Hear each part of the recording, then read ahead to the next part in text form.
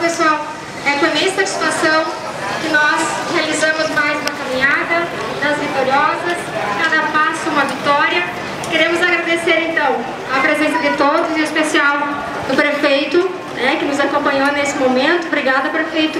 Sabemos que o senhor tem uma agenda cheia hoje.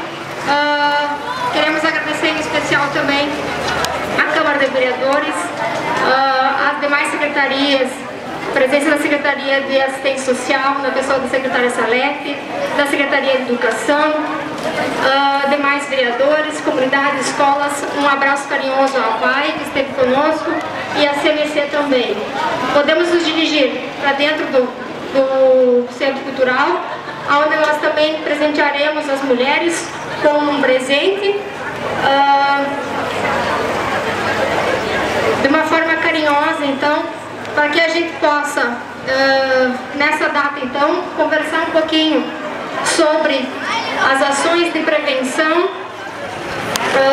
que nós, enquanto Secretaria Municipal de Saúde, temos o prazer e objetivo, então, de trabalhar.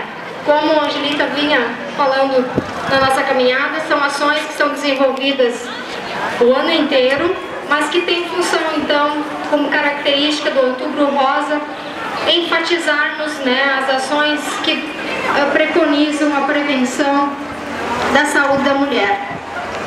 Já estamos todos convidados para no mês seguinte tratarmos especialmente da saúde do homem, caracterizando também as ações das estratégias de saúde da família, da atenção básica. Queremos agradecer também todos os profissionais da saúde que estão envolvidos hoje com a missão de realizar esse trabalho. Agradecer a Brigada Militar pelo acompanhamento da nossa caminhada. Agradecer também o Nascimento e a Angelita, que estiveram conosco nesse evento. Mais uma vez, obrigada pela participação de todos.